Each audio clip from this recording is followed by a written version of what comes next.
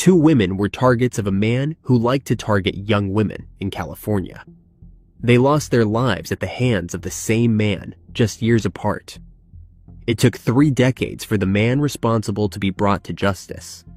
In 1981, 20-year-old Selena Keough's deceased body was found under bushes near an apartment building in Montclair in San Bernardino County. She was strangled. 5 years later, in 1986, 22-year-old Mary Duggan's life was ended. Her body was found in the trunk of her car in a parking lot in the Los Angeles suburb of Burbank. She was also strangled. The cases went cold for decades until 2019, when they were linked to Horace Van Voltz using investigative genetic genealogy. On November 15, 2019, Voltz was arrested in Inglewood during a traffic stop. At his trial in August 2022, the prosecution argued that Voltz was a sexually motivated serial perpetrator. The defense argued that he had consensual intercourse with the women and someone else ended their lives. Voltz described himself as a swinger and said that he could not remember meeting the victims. The prosecutors also said that a re-examination of evidence showed a DNA link between Voltz and a third slaying in Ventura County, where 25-year-old Jana Rowe was strangled and left on a trash pile.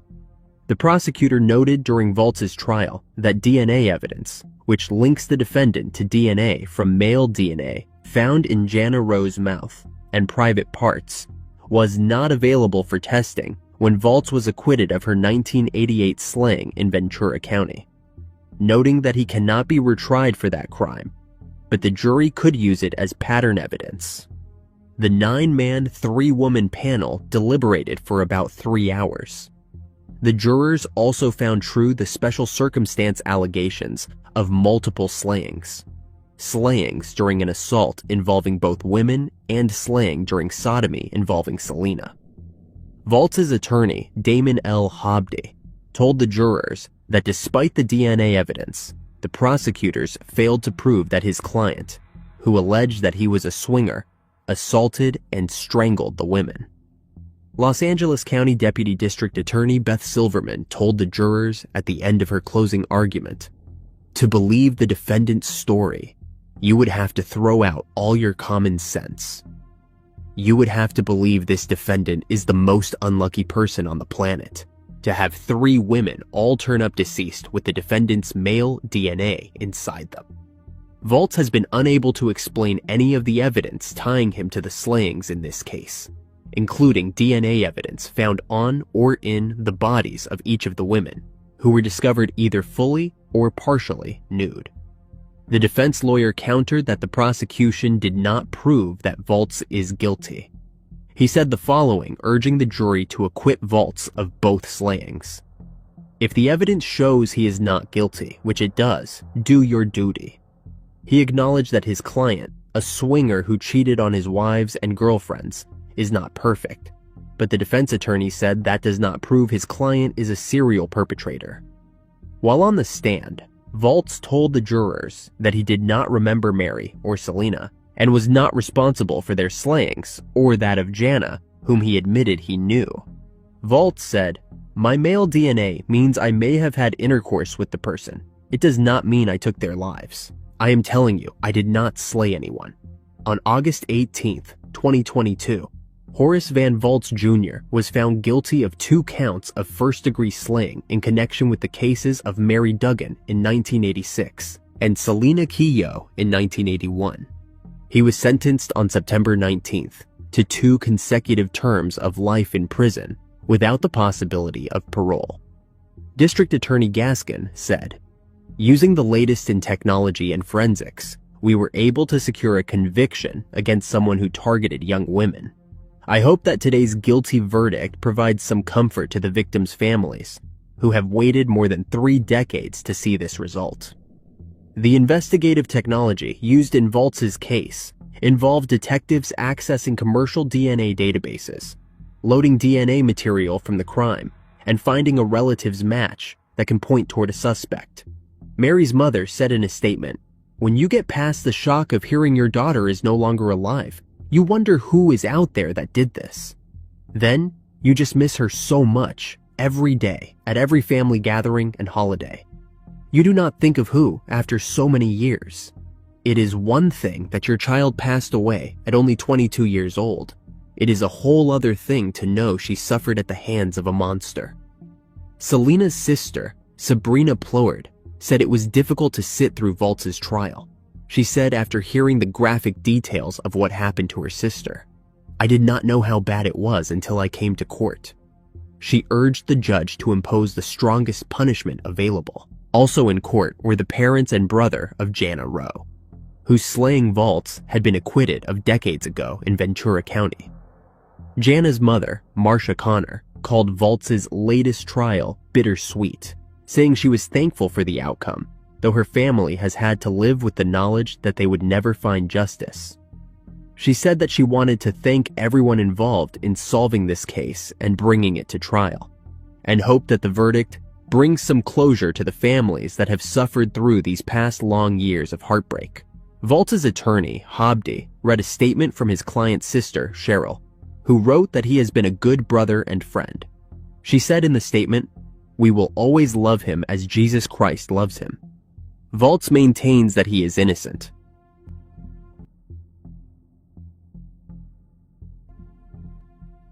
A lady's life was taken in her own home in 1997.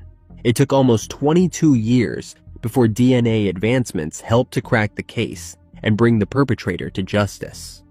On May 16, 1997, 79-year-old Virginia Cecilia Farrell was discovered beaten and stabbed till her end in her Clay Township home in Michigan. DNA evidence was collected at the crime scene at the time, but the police had no leads and the case went cold. 10 years later, in 2007, an initial Michigan State Police cold case investigation developed a DNA profile, but no suspects were identified. A second cold case investigation was started 12 years later in 2019, and thanks to advancements in DNA technology, the case was finally cracked. The initial evidence that was collected in 1997 gave the police a lead. The suspect in the case was identified as 54-year-old John Germain of Heartland. He was arrested by Michigan State Police at his home in August 2022. Germain is charged with open slaying, first-degree criminal conduct, and breaking and entering a building with intent. He was being held on $1 million bond. Amy Goodrich, an assistant prosecuting attorney, said that Germain had family in the area where the crime took place. During Germain's testimony, he told the jury that he did not assault or take the life of Virginia. He said that he was living with his parents at the time of the slaying down the street from her Harcus Court home in Clay Township. His words were, "By the truth of the Holy Spirit, in the name of Jesus, I did not end her life." His attorney asked him if he ever had any arguments with Virginia, to which he said he did not. He said he was at home on May 16, 1997, and he noticed his dogs were barking loudly, but that nothing else significant happened that night. When he was questioned by prosecutor Gilliatt, he became flustered. Gilliatt asked him how he could remember his dogs barking on a night 26 years ago and why he had not told the police after the slaying was reported. Gilliatt also questioned Germain about his DNA at the scene, including a hair found on Virginia's body. Germain said he had no idea why the hair was there or why his DNA was found under her fingernails. He suggested that his DNA could have gotten under her nails after she visited his parents' house, and that she must have scratched the furniture in their home, which had his DNA on it. Both Gilliatt and defense attorney Frederick Lepley focused on the DNA evidence in the case, the hair, the DNA under the fingernails, and a matching haplotype associated with the Y chromosome that also matched Germain. Gilliatt told the jury it was lucky the case could be prosecuted, as much of the DNA could not have been compared in 1997. He said the Michigan State Police investigated a wide range of suspects close to Virginia, and only Germain was a match for the DNA samples.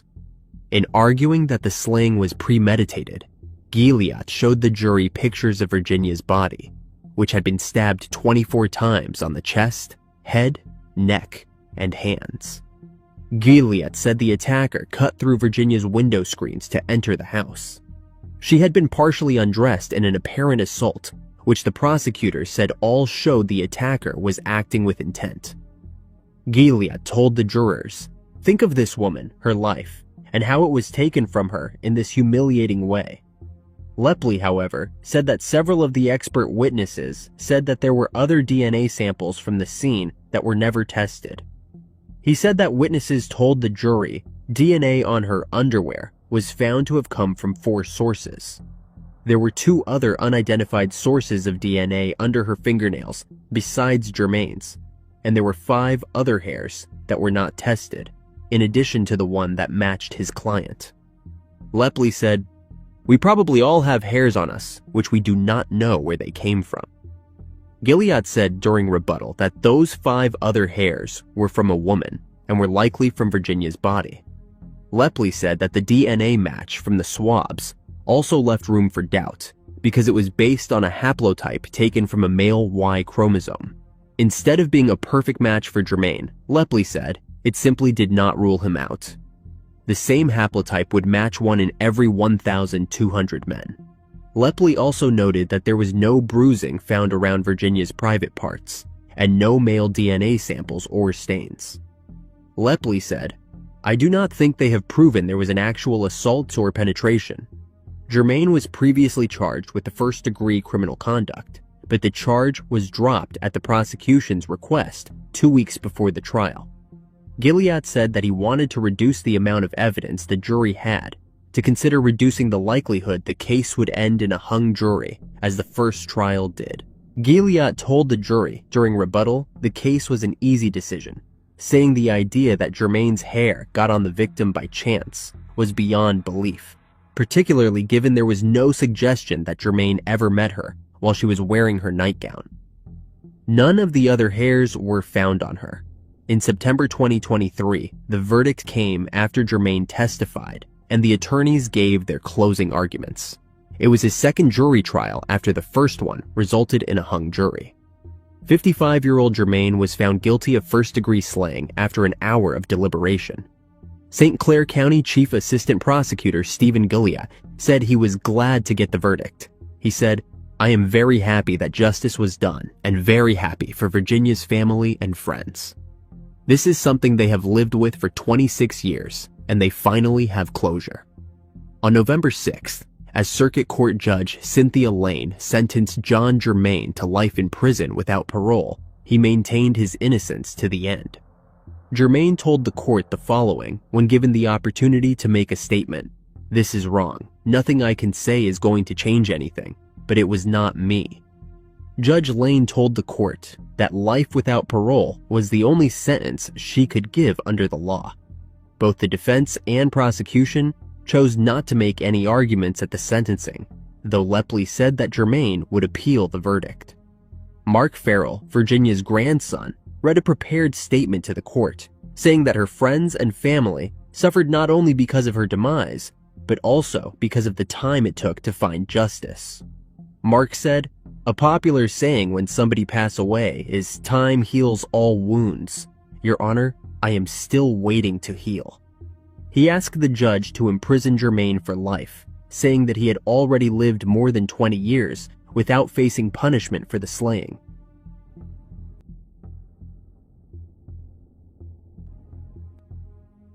A man tragically lost his life in 2002.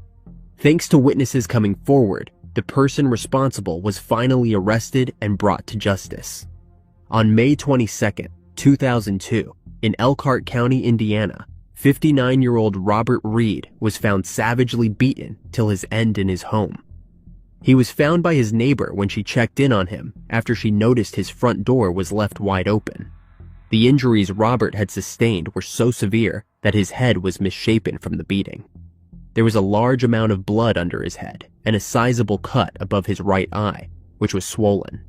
When the police responded to the scene on the 600 block of South 3rd Street, the forensics were unsure where to start testing first, as there was so much blood splattered around the house. There were bloodstains located on the bathroom and kitchen floor, as well as on the inside of the deadbolt of the front door. It seemed that there was a struggle in the bedroom as the furniture had been thrown around. An autopsy found that Robert lost his life due to the multiple injuries to his head and neck. His demise was officially ruled as a slaying. Unfortunately, the case did not garner many leads and eventually went cold as all the blood they had tested from the crime scene came back as a match to the victim and not his attacker. In 2021, 19 years later, an unnamed witness spoke to the police and said that Marcus Love had confided in them not long after the attack had taken place, that he was responsible. The witness mentioned that they noticed he had blood on his clothes and multiple cuts on his fingers when they were speaking. After investigating these claims, the police came across another witness who confirmed that Marcus used to be friends with Robert and even stayed at his house regularly to take illegal substances together. However, the police were not able to get a conviction based on two witness statements. They needed some concrete evidence. In 2011, the police had actually interviewed Marcus in connection with Robert's demise, where he denied personally knowing Robert, but admitted that he recognized him from occasionally seeing him on the Faith Mission, a local charity that provides help to people in need. When interviewed again in 2021, after the two witnesses had come forward with statements that did not correlate with Marcus's story, he denied being in the residence at that time, but later admitted he went to Robert's home frequently. He denied ever getting into a physical fight with him. Sergeant Greg Harder decided to review the evidence of the crime scene with fresh eyes. When he was looking through the photos, he noticed a blood-stained area of Robert's shirt that looked like it had dropped onto him from someone else, whilst Robert was laying on the ground. It was not a pattern of blood that was consistent with belonging to the victim, as it was clearly blood droplets on the back of the shirt. A partial DNA profile was found, and when tested, it was confirmed that it was a mixture of two people's blood, Robert Reed's and Marcus Love's. After this discovery, the police presented the evidence to Love, who changed his story for the third time, stating that he could not remember whether or not he had actually gotten into a physical fight with Robert. When looking for a probable cause, they took note that Robert's wallet had been emptied, and with Love being an addict, they theorized that Love beat him after Robert refused to give him any more money for illegal substances. In August 2022, Love was charged with 1 count of slaying. Love admitted that he violently robbed Robert in 2002. He expressed remorse before his sentence was handed down. He said, "I wish I could take it back. This has changed my life, changed my kid's life. I ask for leniency, for mercy of the court. Please forgive me for what I have done." Love entered his plea on October 17th, 2024, just days before his second jury trial. A mistrial had been declared in July, the morning after jurors were seated and had listened to opening arguments. He pleaded guilty to an amended charge of robbery resulting in serious injury, a Class A felony, as part of an agreement that saw the slaying charge dismissed. In November 2024, 52-year-old Love was sentenced to 40 years in prison, with 5 years suspended to probation. Elkhart County Deputy Prosecutor Anna Rich said it was good to finally get closure on Robert's slaying and thanked the slaying unit for its diligence. She said, "Reed was an older gentleman, and his life certainly mattered. He had dignity, which was not respected by Mr. Love in any way."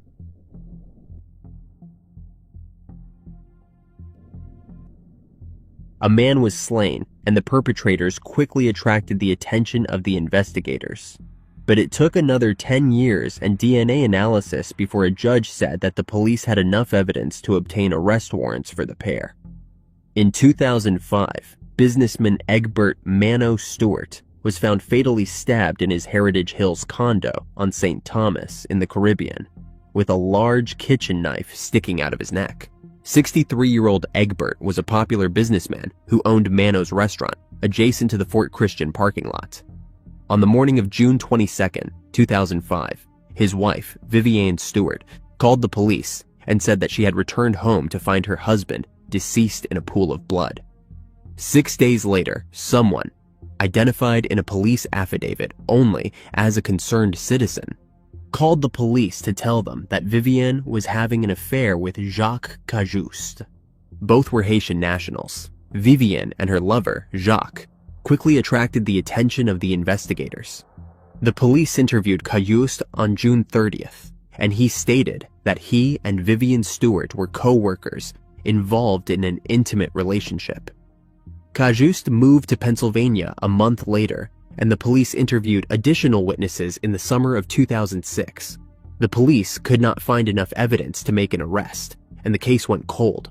Almost 10 years later, DNA analysis concluded that Keough was a major contributor of the DNA found in the hallway and bedroom where Egbert was slain.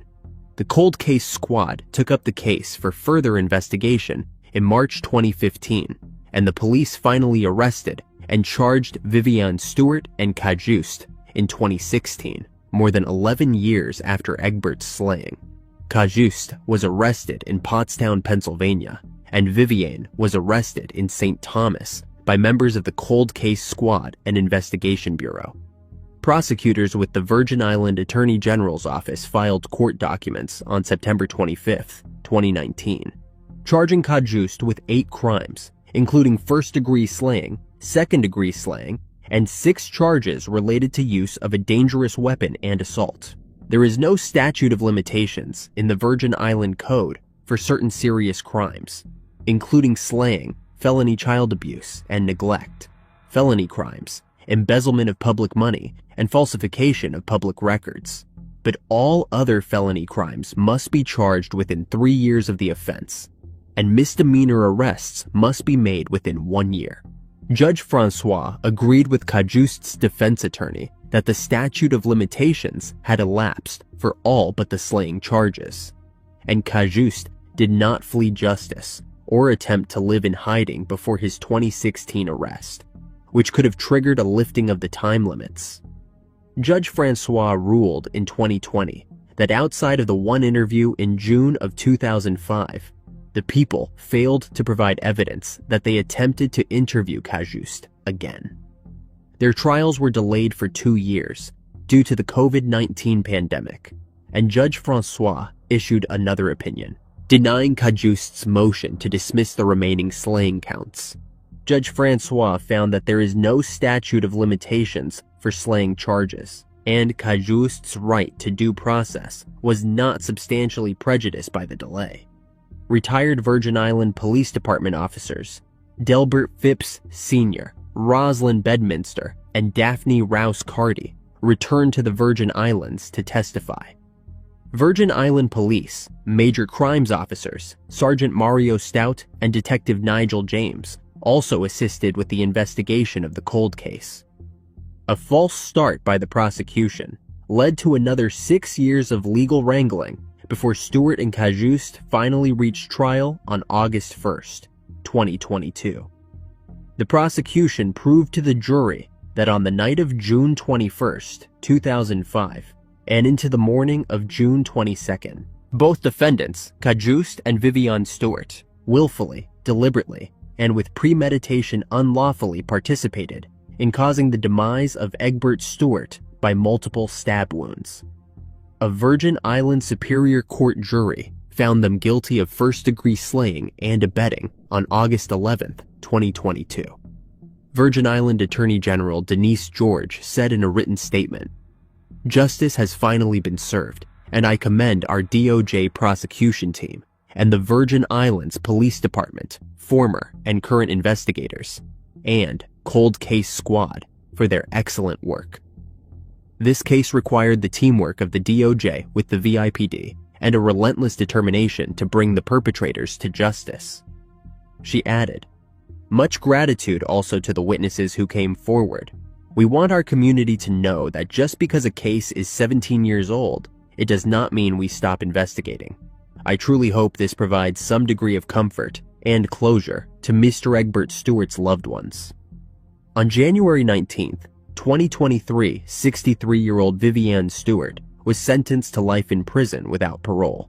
It is unclear what 60-year-old Jacques Keough's sentence was, but he also faced a mandatory life prison sentence without the possibility of parole. A former Queen's barber was sentenced in a grisly 1976 dismemberment slaying of a World War I veteran. On December 10, 1976, George Clarence Seitz was reported missing.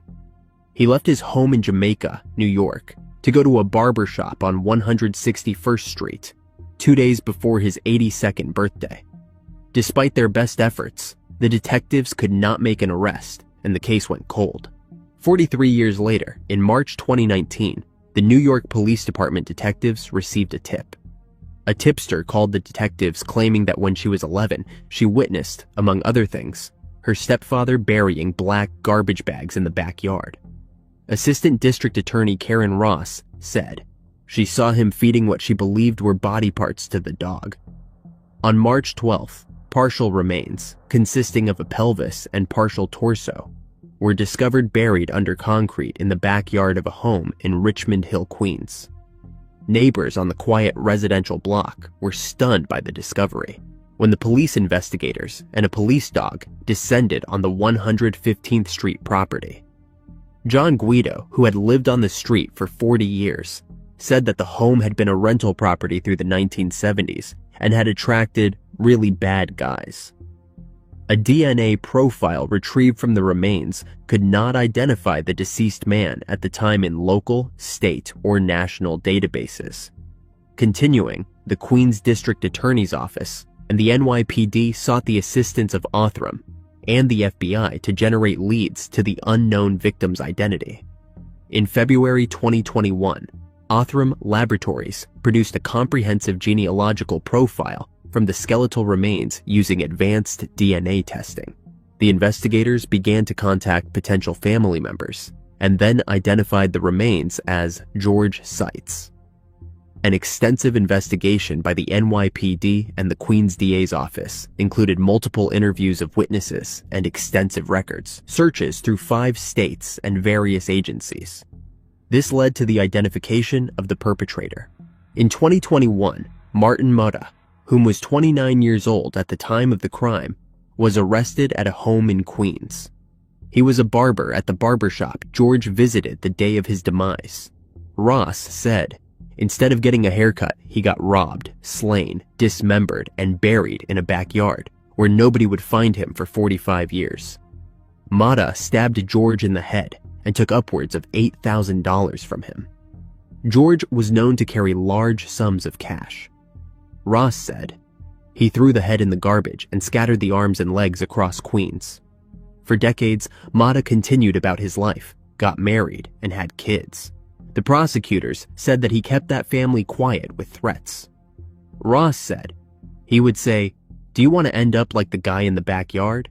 and run his finger across the neck.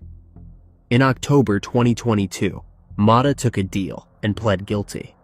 He gave no apology in court, but he admitted to all of it. Russell Rothberg, Mata's attorney, said he is remorseful. At the sentencing, George's niece, Gertrude Jones, gave a victim impact statement. She said, "My mother passed away never knowing what had happened to her brother." On November 7th, the disgusted judge, Judge Kenneth C. Holder, sentenced an emotionless 75-year-old Martin Mata to 20 years behind bars. The judge said, "I hope they are hard, terrible years." George's niece, Gertrude, said, "My hope is each day you spend in prison, you will think of your evil actions, the suffering my uncle must have endured." Mata's son was visibly upset in court and later said that his father never told him about any of this. Daniel Mata said, "They got their justice. I'm okay with it too, you know." George was finally given a proper military burial. Queens District Attorney Melinda Katz said, "Today, justice is served a few days before Veterans Day. This cold case is closed, but the loss remains."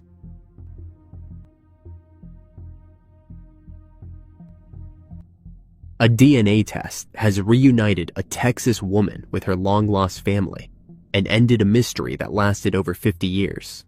In 1971, Melissa Highsmith's mother, Alta Apantenko, put an advertisement in the local paper searching for a babysitter. She had just separated from Melissa's father and moved to Fort Worth, Texas. A woman who called herself Ruth Johnson answered the ad and agreed to meet Melissa's mom at the restaurant where she worked, but she never showed up. The babysitter called the mother later, saying she really wanted the job, had a nice big yard, and cared for other children as well. Melissa's mother hired her, and the babysitter picked Melissa up from Alta's roommate at their apartment on East Seminary Drive when Alta was at work. On August 23, 1971, at just 21 months old, Melissa was abducted from her home by Ruth, who responded to the ad, posing as a babysitter.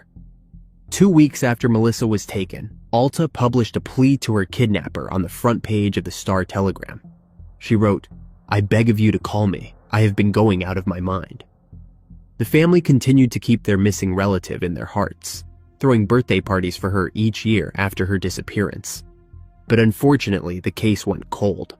In November 2022, 51 years later, Melissa's biological father, 73-year-old Jeffrey Highsmith, took a 23andMe DNA test and received his results. He found a connection between himself and one of Melissa's 3 children. After realizing this, Jeffrey's children confirmed that Melissa was the long-lost sister they spent their entire lives searching for. Melissa grew up as Melanie Walden Miyoko. The siblings Melissa never knew, Rebecca, 48, Victoria, 47, Sharon, 45, and Jeff, 42, messaged her through Facebook to get into contact with their sister, who they never gave up hope of finding. At first, she could not believe what she was reading. 53-year-old Melissa recalled thinking, "They think I am their sister. Oh, this is a scam." The family said that their mother was hesitant to submit more DNA since she had done DNA tests with 6 different women throughout the years, and they all came back negative. Victoria Highsmith, Melissa's sister, said, "Every time my mother got her hopes up, after 51 years, she did not want to submit another DNA test. She was tired and she was hurt and guilty from carrying this all these years. I am thankful that we got her to agree to submit her DNA. It is because of that, and my dad submitting, that we were able to find Melissa." Growing up, Melissa, who has decided to go by her birth name, says something always felt off. She lived a sheltered childhood, which was different from the 2 brothers she grew up with, and the relationship she had with the woman who claimed to be her mom was riddled with trouble and hardship, compelling her to run away at the age of 15. 38 years later, she learned why their relationship was so difficult. She was not actually her mother, or related to her at all. Melissa said, "Me and my mom were never close, and the whole time I was there, it was a bad childhood. I was not allowed to go outside and play, or she always sheltered me. And she said the reason she sheltered me was because I was born at home and that I had brain damage." Melissa learned that her real family had been searching for her for the last 51 years after she was kidnapped at 21 months old. Melissa believes that her abductor was the woman who went on to raise her, just 10 minutes away from where she was taken. Melissa recalls her rocky upbringing. "It started to make sense. All of the stuff that I had wondered when I was little. Why is my mom like this? Why is she like this? I just thought she had 2 boys and she had me. And maybe she did not want a little girl. Maybe she wished that I was born a boy, and I used to wonder, why did she even have me if she did not want me?" Naturally, she questioned her entire upbringing and asked the woman who raised her if she recognized the name Melissa Highsmith via Facebook Messenger. The woman denied knowing the name, but then came up with an alternate response. Melissa explained, "That is when she said, 'I have been wanting to tell you something for many, many years.' She told me that somebody sold me to her for $500 on the street." Melissa says she does not buy that story. Melissa has not seen the woman since 2002, but after the shocking conversation, she says she immediately cut all social media ties with her and blocked her on Facebook. She says, "In my heart, I do not believe she bought me. I think she was the one that answered the ad and abducted me. Everything that I had known before the age of 15, before I left home, was a lie." After learning that she had a pair of loving parents and 4 devoted siblings who never gave up the arduous search for her, she is looking ahead toward the future. Melissa said, "It makes me feel very blessed. There is a time for everything. It just was not my time, but now it is, and God made this all possible." Melissa said that for her entire life, She believed her birthday was February 2nd, but it is actually November 6th. She and her husband have decided that every February 2nd, they will celebrate the end of Melanie. Melissa reunited with her parents and 2 of her 4 siblings for the first time on the weekend after Thanksgiving in 2022. Melissa's sister Victoria wrote in a Facebook post, "I could not stop crying. I was overjoyed and I am still walking around in a fog, trying to comprehend that my sister is right in front of me and that we found her." Melissa's sister said that she plans to redo her wedding to her current husband so that her biological father can walk her down the aisle. Melissa said, "My heart right now is just full and bursting with just much emotion. I am just really, really happy." The statute of limitations has passed to file a kidnapping charge in Texas. In May 2023, Melissa's name was officially changed from Melanie to Melissa after the DNA tests confirmed the relation. John Brown, Melissa's husband, posted about the emotional proceeding on Facebook. He wrote, "My breathtaking wife and an amazing woman has officially been given her identity back as Melissa Highsmith. She is an inspiration to all and a beacon of hope to many. We want to thank the Lord for this great work that He has done by reuniting Melissa Highsmith back to the Highsmith family."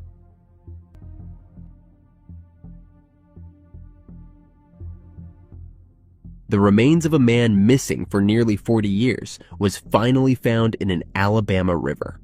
On April 16, 1983, 25-year-old Alan Livingston, a worker at the now-closed Goodyear plant in Alabama, was reported missing by a friend when he did not show up for work. He was last seen driving a brown 1980 Ford Bronco the night he disappeared. The officials thought there was a possibility they might have located Alan's missing Ford in the Keough River when a sonar unit showed an object in the water. The magnets used by the Etowah County Rescue Quad showed that the item was metal. The divers spent hours in the water before calling off the search. 2 months later, in 1983, a man was picked up in Arkansas on suspicion of ending a life in Texas. The suspect, William Roth, confessed to the slaying and was asked if he had done anything like that before. Detective Sergeant Eric Phillips said, "Just matter of fact, he said yes in Gadsden, Alabama." Phillips said that Roth told them he met Alan when both frequented Players Lounge, then a Gadsden night spot, and other bars or lounges in the area. At the time, Roth was a transient, living for about 3 months in an abandoned house in the 5th or 6th Street area. When the investigators came back to Gadsden, they talked to employees at Taco Bell and Jack's, who said that they remembered Roth coming in. Sometimes they gave food to the homeless man. Roth was sentenced to life in prison for the Texas case, but charges were never brought in connection with Alan's case. Rainbow City Detective Jordan McCartney said, "The suspect really admitted to it, but there was not any evidence to back up his stories, multiple stories. His stories changed many times. Roth told them that Alan made an advance toward him, upsetting him, and he went to his vehicle, got a baseball bat, and beat the man with it, leaving him still alive. But that was one of many stories Roth told investigators. He said he left Alan at the bird sanctuary, covering him with leaves. He said that he buried him. He claimed to have put the victim in the Bronco, drove to Texas, and pushed the vehicle in a river. But then he would also say that he drove the Bronco to Sheffield and abandoned it when it ran out of gas." Roth never gave a straight answer about what happened to Alan, so the mystery went on, and eventually the case went cold. Roth remained in prison until 2012, when he was moved to a nursing home because of failing health. For 39 years, the muddy waters of an Alabama river held a deep, dark secret. In January 2022, human remains found there were matched to Alan Livingston. The police are revealing what happened at the Keough River. Phillips said, "Never seen anything like it. The missing vehicle was sitting between trees for 39 years. A YouTube diver, Chris Overstreet, working another missing persons case, found the submerged Bronco encased in mud and silt. And with help from the FBI dive team, in that mud, they found boots and clothes that Alan was last seen wearing." Phillips said, And ultimately, they found skeletal remains, an Alabama driver's license in pristine condition, a Goodyear ID card, and social security card, and some other personal effects. Captain Bobby Jackson said that they determined that they had no means to raise the vehicle, filled with silt up the windshield, from the water. He said it would have come apart in their hands after decades underwater.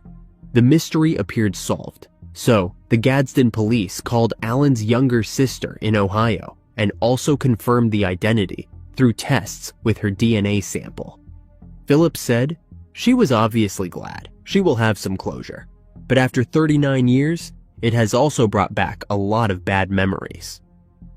71-year-old Roth is near his end at a nursing home near San Antonio. He will never face charges in Alan's demise. Phillips said, "It is great to bring closure, not only to the family, but to the area and law enforcement officers still living that were part of this case."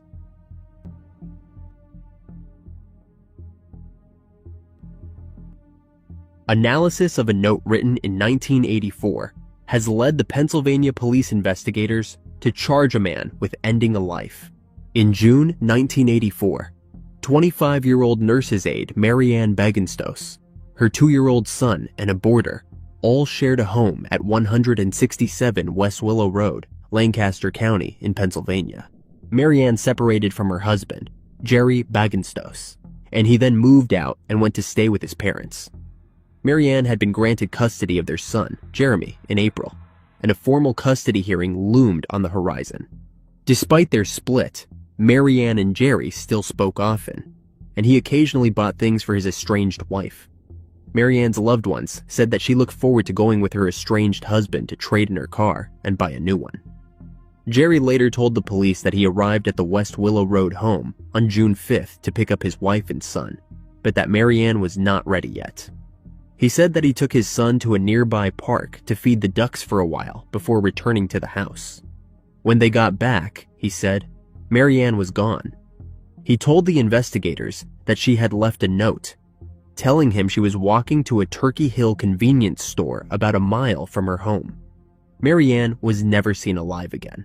Her mother, Geraldine Ngongoro, told the reporters in interviews that she did not think her daughter would have walked to the store. Maryann had a slight limp from a car crash and needed to wear a lift in one shoe. Despite their plans for the day and the fact that all his wife's belongings remained at the home, Jerry never reported her missing. He told the authorities that he had thrown away her note, which was not found during an initial search of the property. Geraldine reported her daughter missing on June 7th after she could not reach her, whom she spoke to by phone each day. On June 8th, the day after the investigation into Maryann's disappearance began, a Pequea Township officer noticed something odd.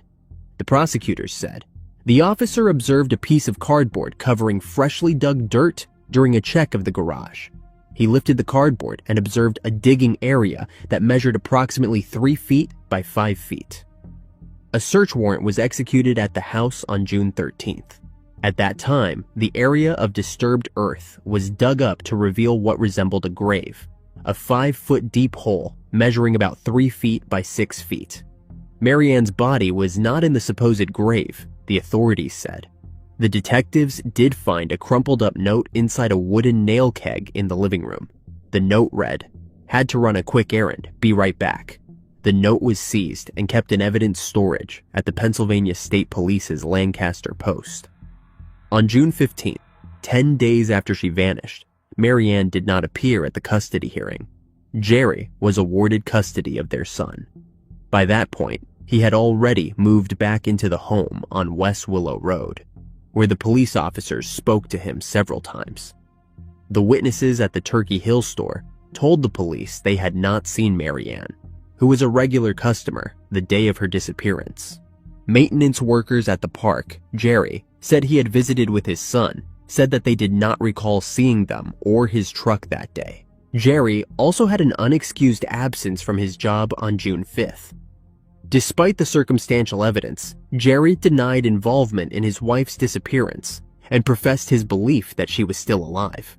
The investigators were unable to make a case against Jerry, who they allege gave inconsistent statements about a number of things, including how he received an unexplained injury to his left arm.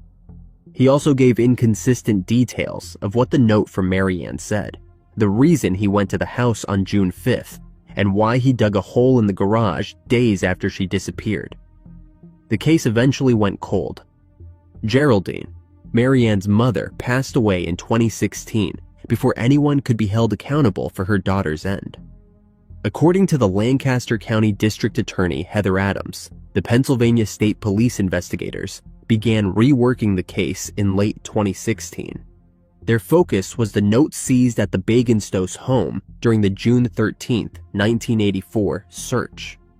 Adams said, investigators searched online databases to obtain public records and other documents containing the writing of the defendant. This initial gathering of data led to the execution of a search warrant at the same residence on September 20, 2022. Troopers focused their new search on the garage, where they once believed Maryann had been buried, but they also focused on items that contained samples of Jerry's handwriting. The handwriting samples were sent to the Pennsylvania State Police Bureau of Forensic Services, Harrisburg Regional Laboratory for analysis. The prosecutors said, the analysis compared handwriting contained on a note recovered by police on June 13, 1984, purportedly explaining her whereabouts, to the items seized on September 20, 2022.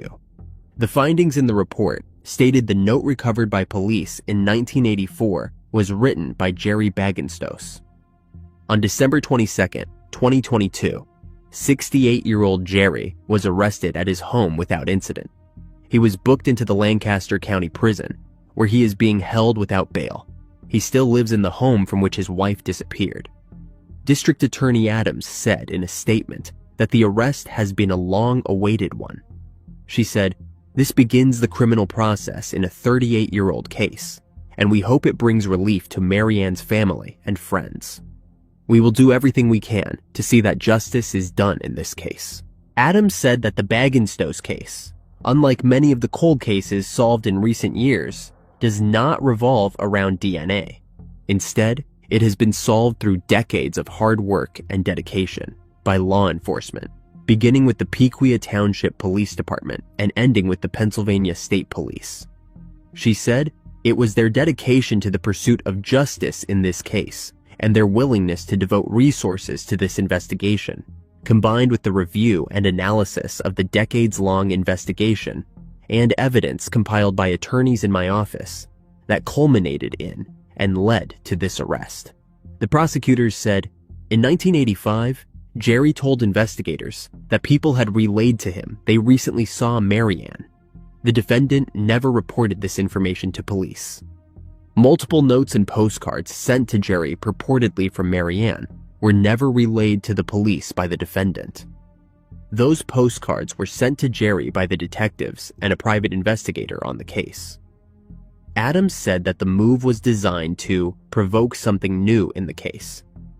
Jerry never told the police he had received the cards, which were sent as early as September 1984 and as late as 1998. Prosecutors in the case want a former daycare worker to be able to testify at trial that Maryann said in June 1984 that if she did not come to the daycare again, Jerry ended my life. Barry Keller, who worked with Jerry, will also give his testimony. He told a state trooper the following, "I never told this to the police because no one ever asked me and I did not know what to say at the time. At the plant, we had tanks with acid in them. You could easily drop a body in the tank and it would completely dissolve. We would work in the tanks and they would eat our shoes right off. You need to realize this was a long time ago. There were no OSHA regulations. The tanks were just outside on the grounds. Jerry would have known all about the tanks. We would have to work on them at times." In May 2023, Jerry's bail was set at $925,000 and he was released after posting a bail bond. The Commonwealth filed a motion to revoke his bail and return him to county prison following the Pennsylvania Supreme Courts. Judge John Kuhn granted the motion, ordering Jerry to report to Lancaster County Prison on October 7, 2024. Jerry's trial was scheduled to start in October 2024, but was pushed back to March 24, 2025. A father on the FBI's 10 most wanted fugitives list was finally arrested after more than a decade for ending the lives of his own 2 daughters in Texas. Yaser Abdel is an Egyptian-American who was born on January 27, 1957. He was born in Sinai, Egypt. He came to the U.S. on a student visa in 1983, and 4 years later, he married Patricia Tissy Owens in February 1987, when he was 30 and she was 15. The couple had 3 children, a son named Islam Saeed, born in 1988, Amina, who was born in 1989, and Sarah, who was born in 1990.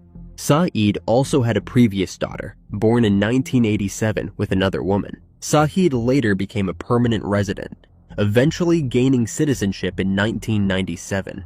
Patricia later alleged that Saeed abused her during their marriage. The girls had also stated that their father physically and intimately abused them. Amina told the authorities that she had been penetrated at least once and confirmed that their mother knew about the situation but did nothing to stop it.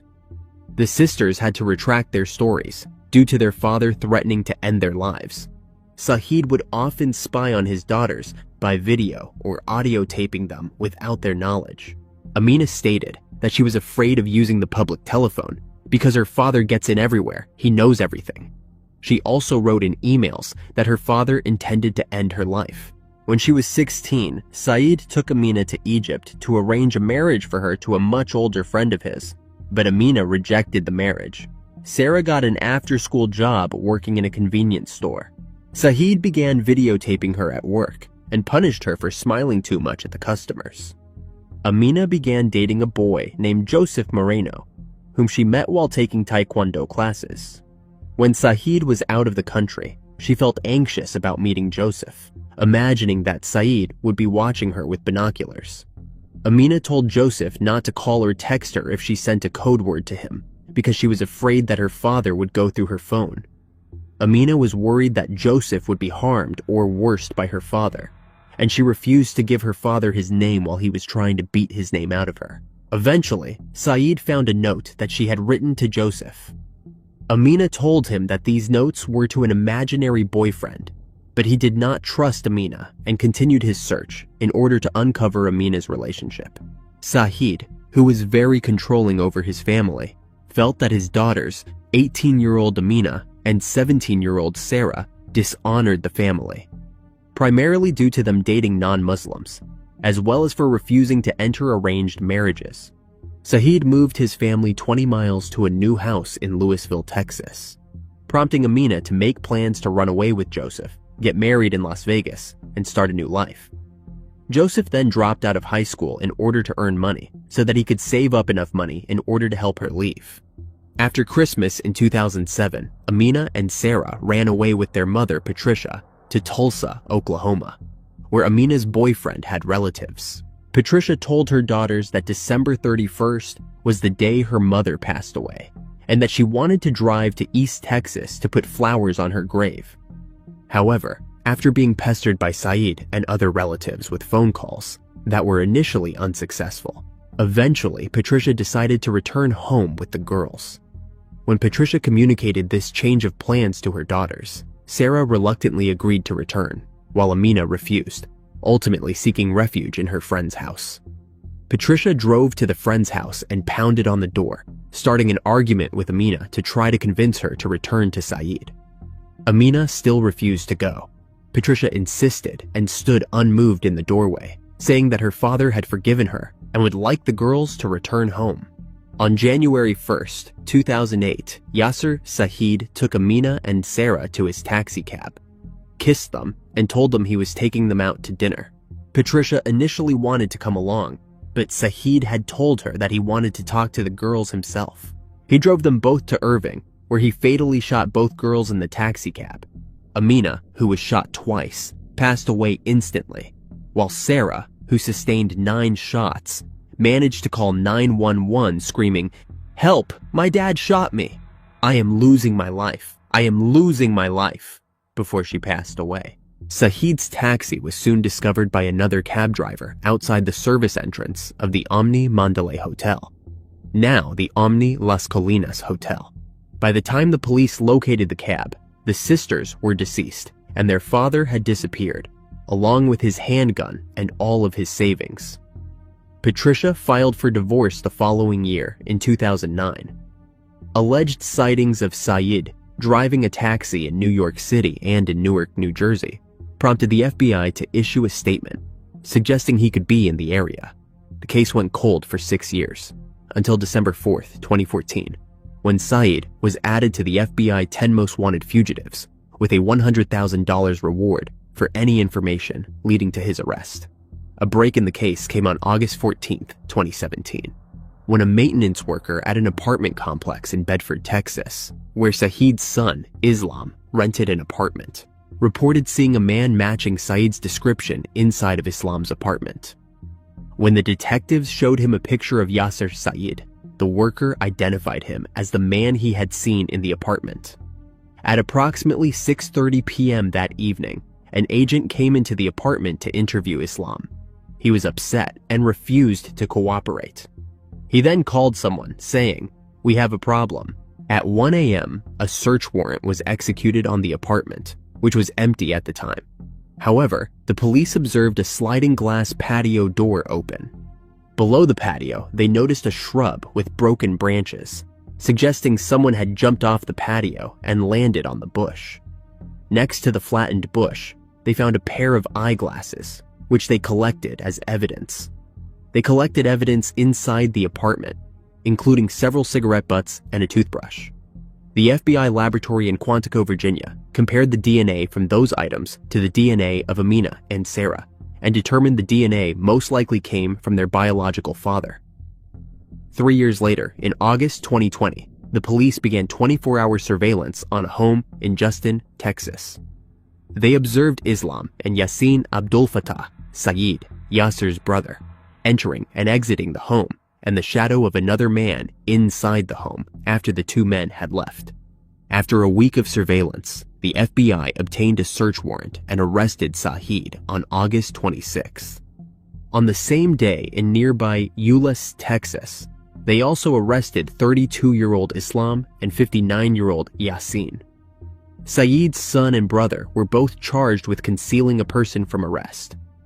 The authorities suspect that other people helped Saeed evade arrest over the years, and a federal criminal complaint said that Islam was in contact with 2 more of his father's brothers.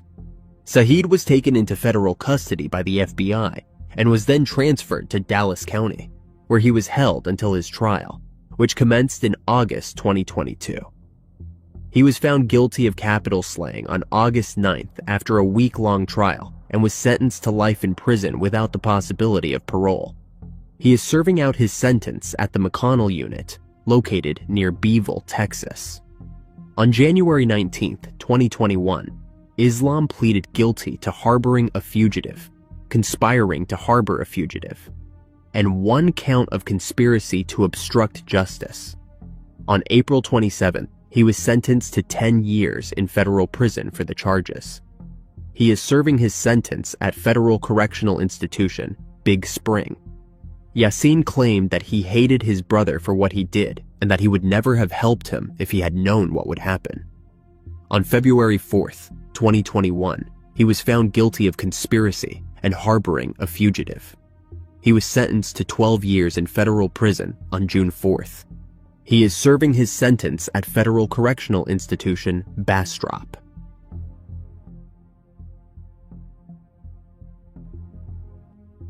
A South Carolina couple has been arrested and charged in the 2010 fatal shooting of a young student in Kansas. 19-year-old German Clerici was an Argentine immigrant and student, known for his thick New Jersey accent. German and his car were reported missing by his mother in late January 2010. She said that she had not heard from him for the last few days of January, and that his car was also missing. A few days later, on February 6th, his body was found under a bridge in a culvert, in the 8,000 block of Southwest Boyer Road in Butler County. The Wichita-based teen had suffered a fatal gunshot wound to the face. He was identified by his driver's license, which was in his wallet in his pocket. His car was found in Wichita a few months later, on June 8th.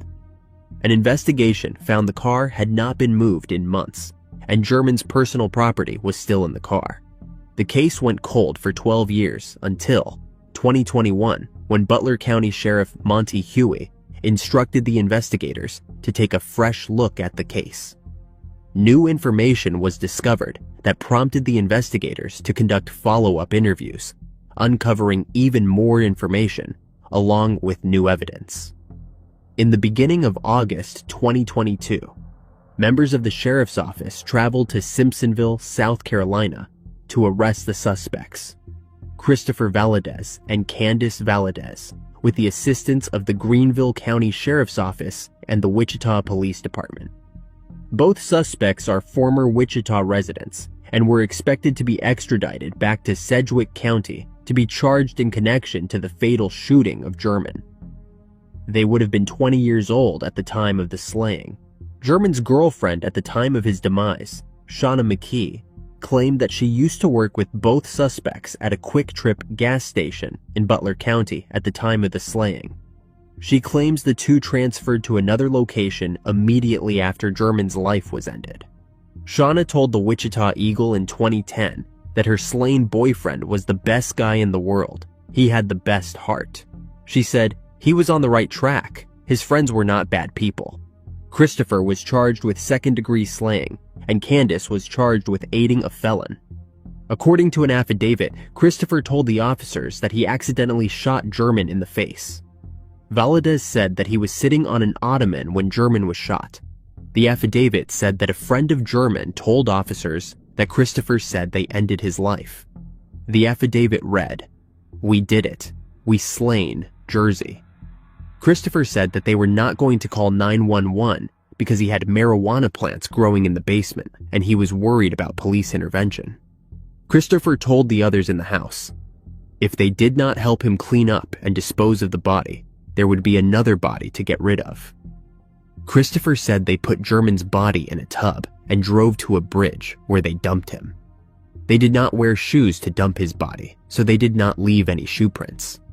On December 1st, 2023, he pleaded guilty to involuntary manslaughter, 2 counts of criminal threat, and obstructing legal process or official duty. Christopher Valadez was sentenced to 32 months in prison. On February 2nd, 2024, Candace Valadez entered a guilty plea. The District Court of Sedgwick County sentenced her to time served.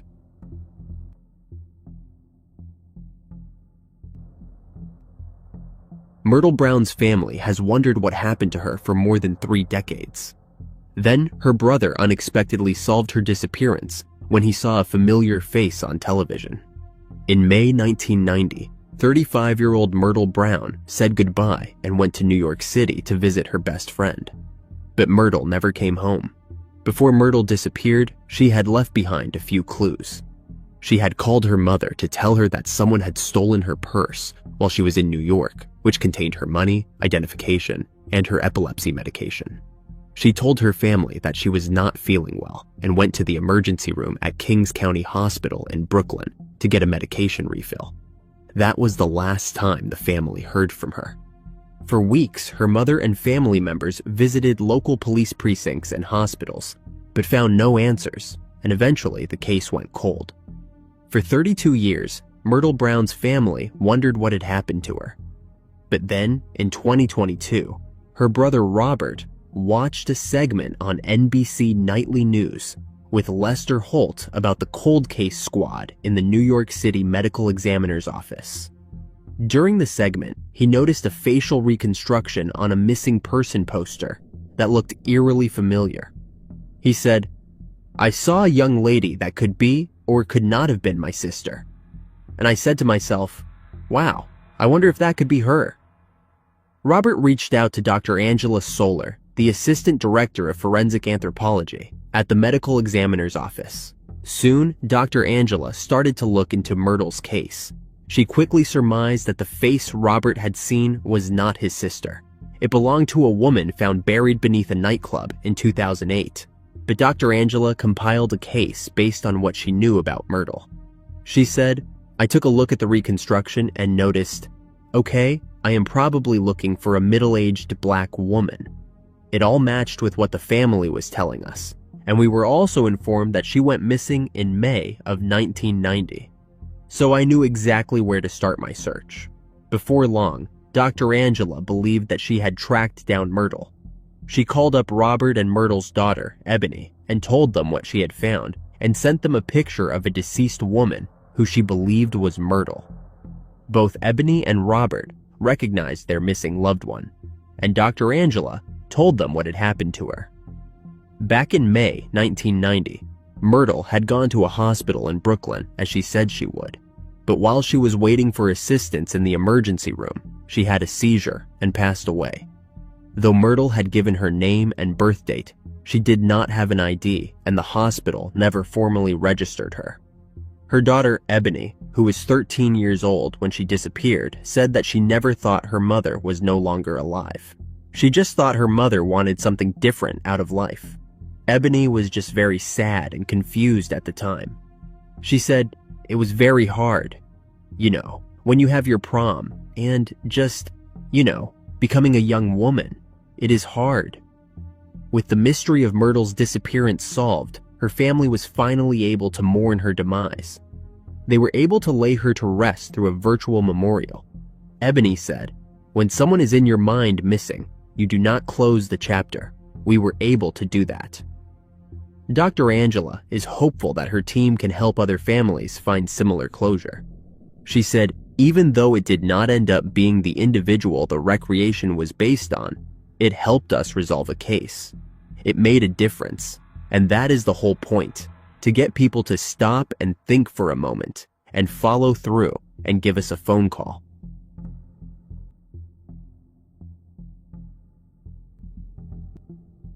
The cold case of a California newspaper columnist in 1985 was tragic and puzzling for years. A woman falsely confessed her involvement after being pressured by the detectives, and a man spent years in jail after being falsely accused. But true justice has been served at last. On July 7, 1985, Jane Hylton, a mother of 6, was 54 years old when she was fatally beaten and stabbed in the bedroom of her employer's home in El Dorado Hills, California. Jane and her 13-year-old teenage daughter, Anker, were staying at a home owned by her Foothill Times employer, Wilma Klein, because Jane was at odds with her husband. Wilma's daughter, Maureen Klein, and her boyfriend was also staying at the home, as well as Wilma's grandson, 20-year-old Ricky Davis, and his girlfriend, 19-year-old Connie Dahl. Ricky was the one who found the body after returning from a local party with Connie. When the couple arrived around 3:30 a.m., they found Autumn waiting outside, who came back late from hanging out with 3 boys she met at the park and did not want to get in trouble with her mother. The 3 entered the house together. Ricky then found blood in the hallway outside the master bedroom and found Jane on his mother's blood-soaked bed. Maureen and her boyfriend were not there as they had embarked on a camping trip the night before. Ricky and Connie immediately called the police in a panic.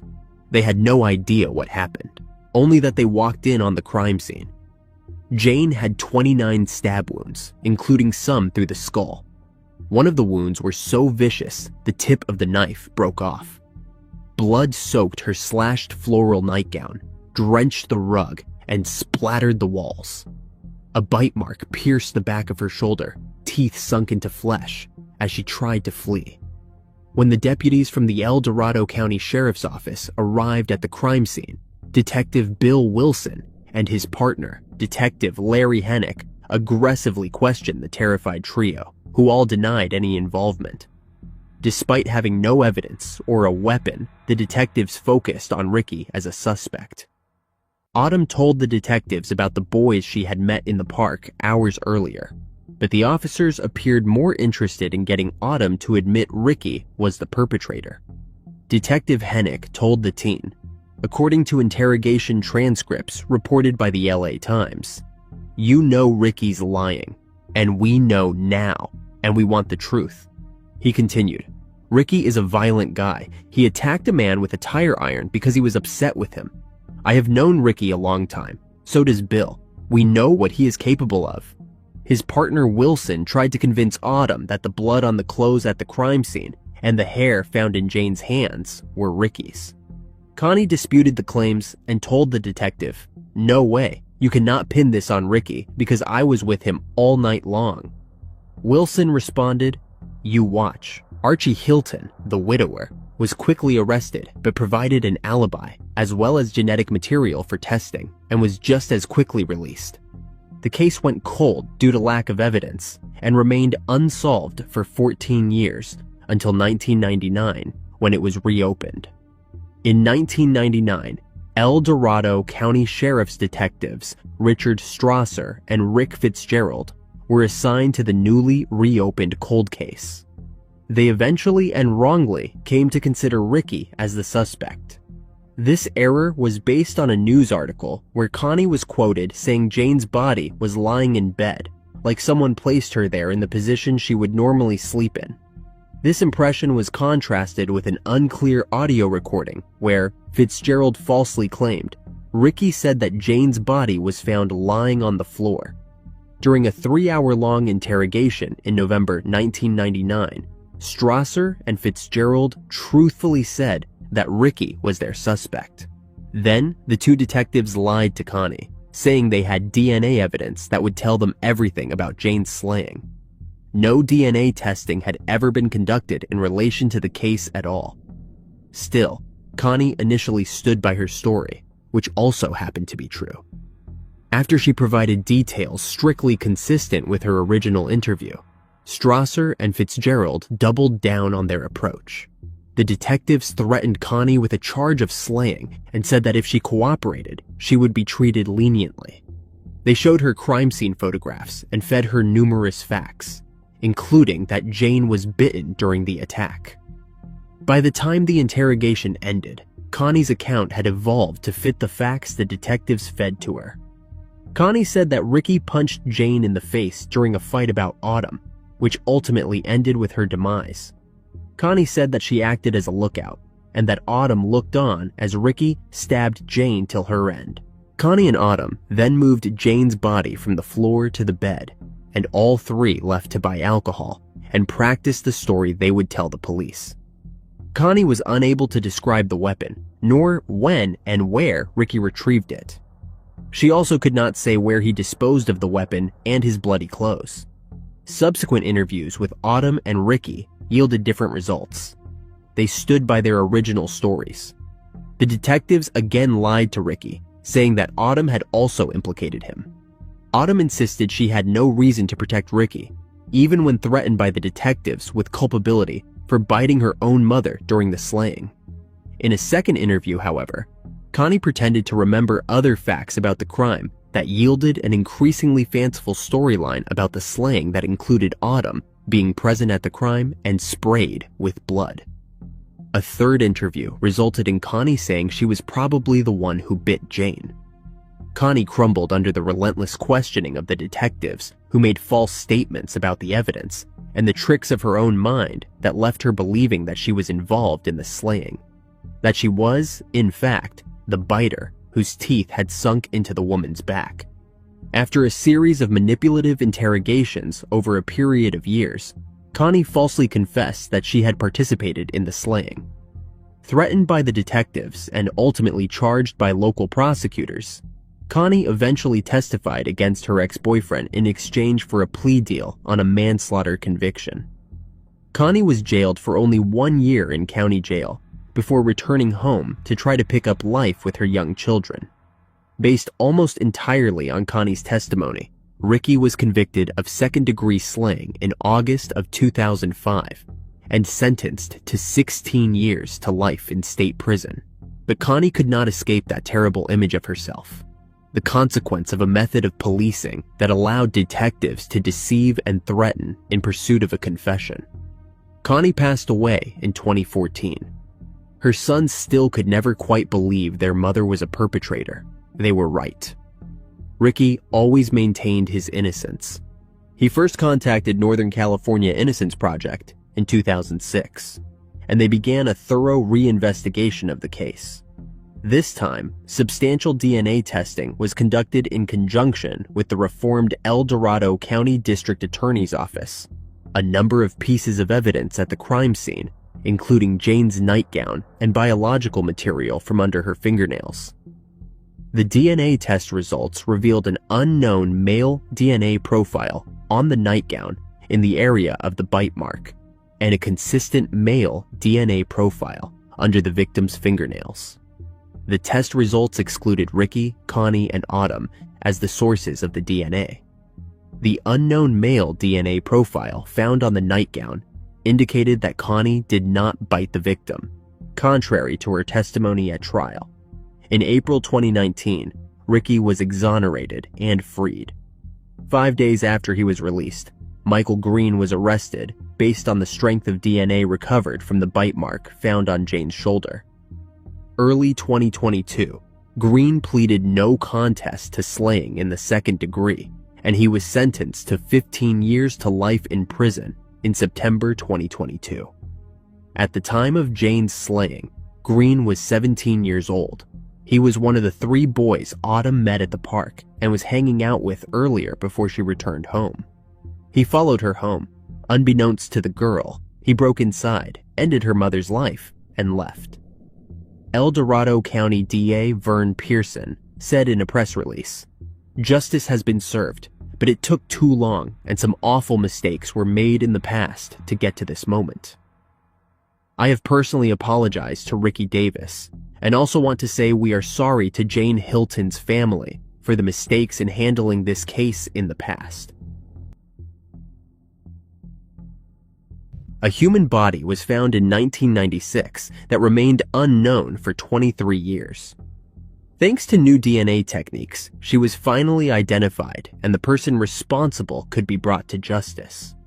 On September 1st, 1996, unidentified remains were found in the hills overlooking the Mill Creek area in Polk County, Oregon.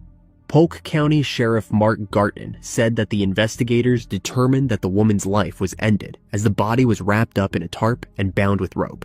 Over the years, many efforts were made to help identify the female, from sketches and CT scans to 3D rendered images, and even a real sculpture made using the actual skull. Despite all law enforcement's best efforts, the case went cold, and the woman remained unidentified until 2019. The Polk County detectives were contacted by Yolanda McClary, a retired crime scene investigator with the Las Vegas Metro Police Department. She was working on developing a new TV show to financially assist agencies in identifying unidentified remains in cold cases. A DNA profile developed from the remains and genealogists working with McClary assisted Polk County in identifying the woman over a 10-month research process. The remains were determined to be that of Kathy Thomas, born in Oklahoma in 1953. The new DNA techniques were then used to move the case forward. Kathy married Brian Clifton in 1984. The couple lived in the Salem area in Oregon for most of their marriage. Kathy's last contact was in March 1996 when she reported a hit-and-run accident to the Salem police. Her remains were found less than 6 months later in Polk County. There were no missing persons reports made about Kathy in 1996, nor was there any record of divorce between her and Brian. Kathy was 43 at the time of her disappearance. The detectives learned that Brian married another woman about a month after Kathy's remains were found and moved out of Oregon. Through a collaborative effort between local, state, and federal partners, the detectives located him in Oklahoma in December 2020. Brian Clifton was taken into custody by the local agency where he was living in Shawnee. He was living with a different woman at the time other than the one he married after Kathy's disappearance.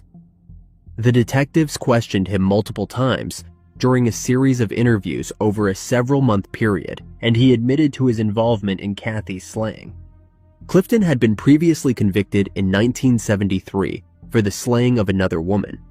He is believed to have ended Kathy's life between April 1st and September 1st of 1996. He was arraigned on a first-degree slaying charge on September 7, 2021. The court convicted him on one count of felony slaying in the first degree, and the 69-year-old was sentenced to life in prison on October 20th, 2022. He must serve a minimum of 30 years before the possibility of parole. When he was asked if he had anything to say in the Polk County courtroom, Clifton simply said, "I am very sorry for what happened."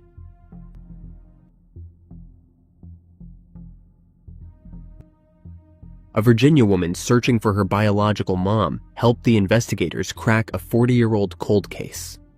41-year-old Christine Marie Sally had always known she had been adopted, but she wanted to find her biological parents, and in 2018, she hired a private investigator to help her. The investigator found adoption papers that identified her mother as Pamela Diane Duffy. The investigator also submitted a sample of Christine's DNA to GED Match.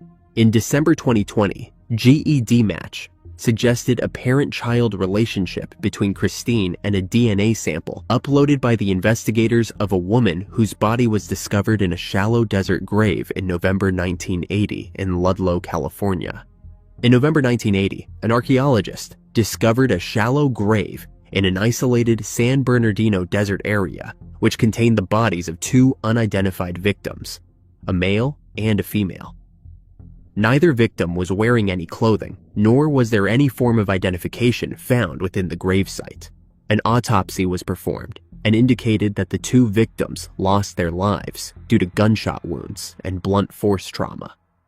The investigators began the process of identifying the two victims. For several months and subsequent years, all attempts to identify the victims met with negative results. Every available resource that was in place at the time of this investigation was used to identify the victims, but eventually, all leads were exhausted and the case went cold. After learning about Christine's match, San Bernardino County investigators contacted her. She gave them her biological mother's name, then provided another DNA sample that was analyzed by the California Department of Justice. In April 2021, tests confirmed a match and positively identified the female victim as Pamela Diane Duffy, who was 21 when she lost her life. As for the other victim that was found in the grave alongside her mother, Christine said she had learned that her mother, before going missing, associated with a man known as Digger Lane. She learned that Lane had served time in a Virginia prison and planned to travel across the U.S. with her mother after his release. Investigators who could not locate a Digger Lane nonetheless researched the approximate prison release date of a man named Lane and came up with William Everette Lane, whose arrest reports gave a home address in Jacksonville, Florida. Using that address, the investigators tracked down several of William's family members, including his biological mother, who provided DNA that also was sent to the California Department of Justice for testing. That testing confirmed 20-year-old William Everette Lane as the male victim. During the investigation, the investigators developed information identifying a person of interest by the name of Howard Neal, originally from Mississippi. He had long been on the radar of law enforcement. Neal lived in Ludlow around the time of the slayings, but shortly afterward moved with his wife and young daughter to Mississippi. He ended the life of his own brother, then assaulted and took the life of a 13-year-old niece and her 12-year-old friend. Those victims were discovered in February 1981. Neal was convicted of the crimes and sentenced to the end-of-life penalty in 1982. For years, the investigators struggled to get Neal to discuss the double slaying from the San Bernardino desert, but eventually in 2017, Neal shared details about the crime. Unfortunately, he did not know who the victims were. He could not remember anything about the male victim other than he looked like what he described as a hippie. He told the investigators that he picked the couple up while they were hitchhiking on the freeway. He then brought the two to his residence, where he became involved in an argument with the male. The argument stemmed because of Neal attempting to make physical advances toward the woman. Neal told the investigators that the argument became so intense, He felt the male would probably end his life if he did not do it first. Neil then shot the man and continued his advances toward the woman. The investigators believed that Neil assaulted her, then took her life. Neil then transported the victims to an isolated desert area south of Highway 66, dug a shallow grave, and disposed of the bodies. About 8 years after Neil was sentenced for the Mississippi slayings, the Mississippi Court of Appeals commuted his end-of-life sentence to 3 life terms because of a determination that he has intellectual disabilities. The new sentence will make him eligible for the possibility of parole. He has not been charged in the Ludlow slayings, but Christine Sally finally knows what happened to her biological mother, and the remains were identified.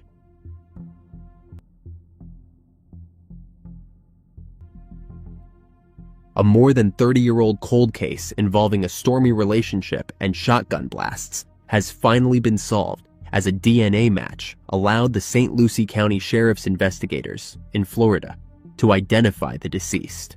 On May 13, 1988, sheriff's officials were called to a grove area west of McCarty Road and south of Okeechobee Road, where a man mowing with a tractor reported finding a body.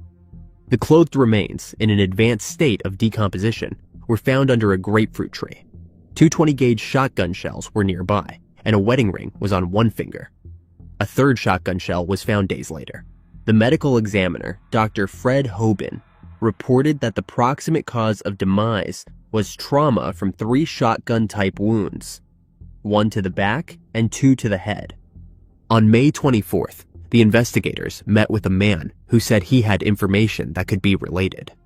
The man lived at an address in the 3900 block of South Header Canal Road. The man said that about the past year, he had been friends with Rocky Lane Taylor and Michael Lewis Akins. All 3 wound up living in the man's trailer for about 4 weeks, ending at the 1st of April, 1988. The man said that he saw physical and verbal fights between Rocky and Akins.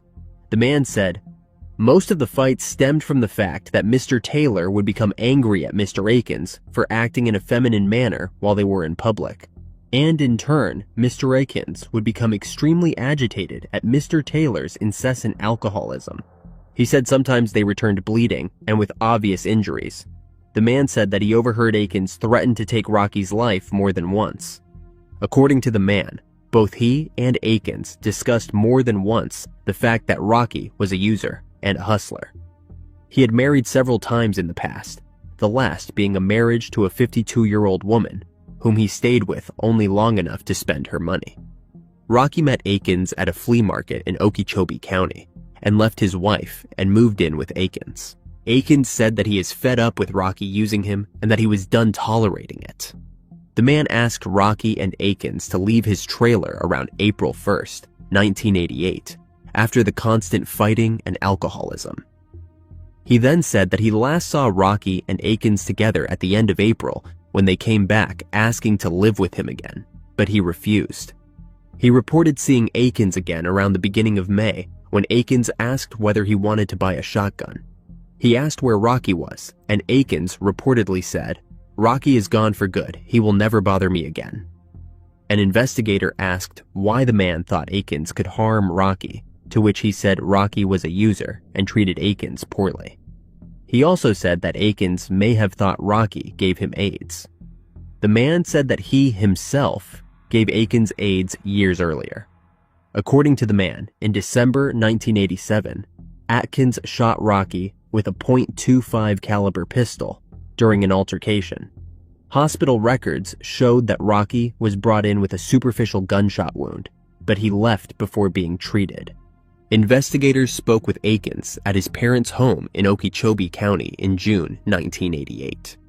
Akins began screaming when told of the slaying and was extremely uncooperative and even became abusive when his mother finally exited the residence and came to his side.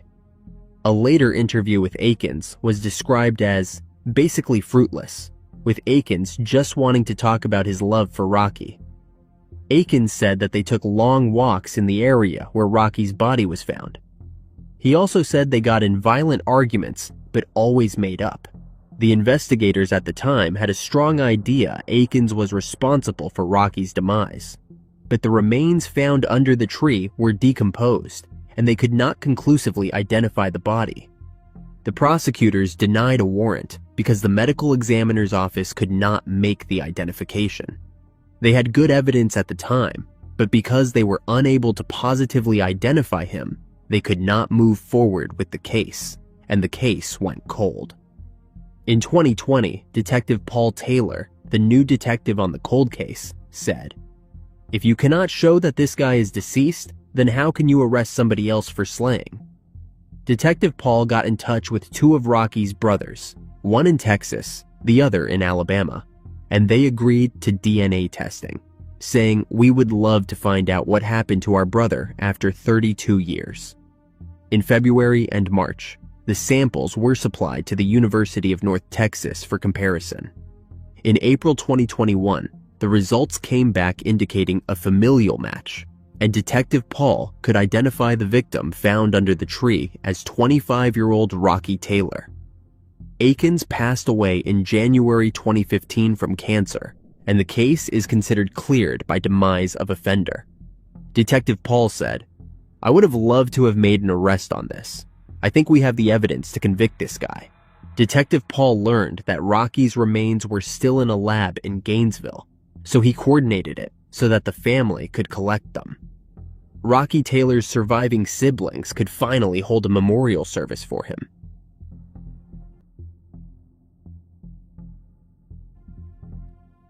A man who got a teenage girl hooked on illegal substances and forced her into prostitution to fund his own habit before ending her life has been jailed. In May 2002, 19-year-old Rachel Wilson went missing from the Southfield Road area of Middlesbrough, England, where she was a prostitute. Her body was found on Newham Hall Farm on the outskirts of Middlesbrough 10 years later. The force has long believed that Rachel was slain. A cause of demise has never been established because of a lack of forensic evidence. A 57-year-old man was arrested in 2003 and released without charge. At one point, 100 officers were working on the investigation. Keith Hall met Rachel when she was 15 or 16 and quickly started a relationship with her. He then introduced her to crack cocaine and used physical and psychological abuse to push her into prostitution to fund his habit. Witnesses said that Rachel was afraid of Hall, and she sometimes had bruises on her neck and body from his attacks. It was suspected that Rachel lost her life after Hall beat her one final time when she returned after a night on the streets with what Hall thought was not enough cash, although the judge said no one, apart from the defendant, knew exactly what had happened. According to a detective, Hall was a compulsive liar who concocted convoluted stories to try and get away with the slaying. A lock of Rachel's hair was found in his wallet, along with a note written by her apologizing for not making enough money, which was effectively her last written words. Hall had been spoken to 8 or 9 times by the police after Rachel went missing, but it was only when her body was found in 2012 and an official slaying inquiry was launched that people came forward with significant information about him. The Historical Investigation Unit, HIU, at Cleveland Police, which is funded by a Home Office special grant, was established in 2018 to reinvestigate the slaying. Keith Hall of Lambton Road, Grove Hill, Middlesbrough, pleaded not guilty to the slaying of Rachel, but entered a guilty plea to a charge of manslaughter on the day his trial was due to start. The 62-year-old had been the focus of Cleveland Police's attention throughout the investigation, but it had taken them years to finally secure justice for Rachel and her family. Keith Hall was sentenced to 18.5 years in prison in 2021. Rachel's sister, Nicola Wilson, said, "The Rachel we remember was very happy and bubbly. She was amazing. Anybody can get sucked into that lifestyle, and as we know now, Rachel was forced into it. She was a child and would not have had any idea of what was happening to her. That was heartbreaking." She also said it was torment for the family not knowing what had happened to Rachel for so long.